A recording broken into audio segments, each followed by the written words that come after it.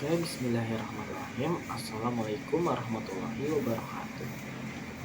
Saya Haidar Hanif Kurniadi, mahasiswa UIN Syarif Hidayatullah Jakarta, prodi pengembangan masyarakat Islam. Kali ini saya ingin membahas materi tentang kata bahasa Arab isim mu'rab. Dalam bahasa Arab, kata dibagi menjadi 3. Yang pertama isim, yang kedua fi'il, dan yang ketiga harf. Untuk sekarang kita akan fokus pada isim mu'rab, yaitu jenis kata benda yang mengalami perubahan akhir karena posisi dalam kalimat. Isim mu'rab adalah kata benda dalam bahasa Arab yang mengalami perubahan akhiran harokat. Sesuai dengan perubahan kedudukannya dalam kalimat, perubahan ini terjadi karena pengaruh dari faktor-faktor sintaksis seperti kedudukan kata dalam kalimat, sehingga akhiran kata tersebut berubah-ubah sesuai dengan fungsinya. Isim ditinjau dari perubahan katanya dibagi menjadi 2. Yang pertama, isim mu'rab, berubah. Dan yang kedua itu ada mabni, tetap. Tapi untuk materi penjelasan kali ini, saya akan membahas isim mu'rab. Isim dari perubahan kata, perubahan harakat, perubahan huruf, dan harakat dan huruf tetap. Oke, selanjutnya ada ciri-ciri isim mu'rab. Yang pertama, ciri-cirinya itu harakat akhirnya bisa berubah, rafa, nasab, jar.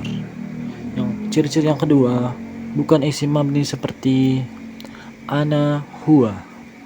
Yang ketiga, bisa berfungsi sebagai subjek, objek, keterangan, dan lain-lain. Jenis-jenis isim mu'rab. Isim mu'rab bisa mengalami 3 jenis i'rab, tergantung fungsinya dalam kalimat. Yang pertama itu ada rafa, dhammah untuk subjek atau isim mubtada. Yang kedua nasab, fathah untuk objek maf'ul bih setelah huruf nasab. Yang ketiga jar, kasrah setelah huruf jar atau dalam iddafah.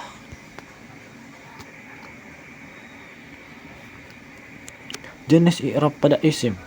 Yang pertama rafa, tanda dhammah, contohnya seperti ja'ar rajul. Yang kedua itu ada nasab yang ditandai dengan tanda fathah. Contoh, ra'aitur rajul. Yang ketiga ada jar yang ditandai dengan kasrah. Contohnya seperti zahabtu ilar rajul. Oke, selanjutnya ada contoh kalimat rafa. Contoh kalimatnya seperti ja'a talib atau datanglah siswa. Untuk contoh yang nasab, ra'aitut talib atau saya melihat siswa. Dan untuk contoh kalimat yang ketiga atau jar, marajatu bit talib, saya melewati siswa. Oke, selanjutnya ada latihan soal. Ubahlah bentuk kata berikut sesuai dengan i'rabnya. Awal, anak laki-laki. Dalam posisi rafa atau fathah ditandai dengan awadu. Dalam posisi nasab ditandai dengan awad. Dan dalam posisi jar awadi. Oke, penjelasan. Dalam contoh rafa, dhammah di akhir karena subjek. Untuk contoh nasab, fathah karena sebagai objek. Untuk contoh jar, kasrah karena setelah huruf jar atau dalam iddafah. Oke, latihan soal selanjutnya. Apa tanda rafa untuk tasniyah 2 orang? Untuk tanda rafa bisa ditandai dengan alif. Oke, selanjutnya catatan penting. Isim mu'rab digunakan dalam jumlah besar dalam Al-Quran dan hadis. Pengenalan terhadap jenis isim sangat penting untuk memahami makna kalimat. Yang harus dibedakan dengan fi'il mu'rab dan huruf mabni karena sistem i'rabnya berbeda.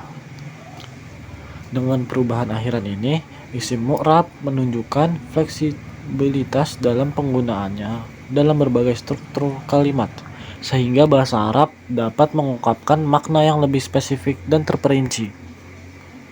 Oke, jadi kesimpulannya, isim mu'rab berubah akhirannya sesuai dengan kedudukannya. Poin yang kedua, penting untuk memahami fungsi kata dalam kalimat isim mu'rab. Ketiga, mengenali i'rab akan memudahkan memahami makna kalimat Arab. Oke, sekian. Baik, sekian materi yang bisa saya sampaikan. Maaf kalau ada salah kata, kurang lebihnya mohon maaf. Billahi taufik wal hidayah. Wassalamualaikum warahmatullahi wabarakatuh.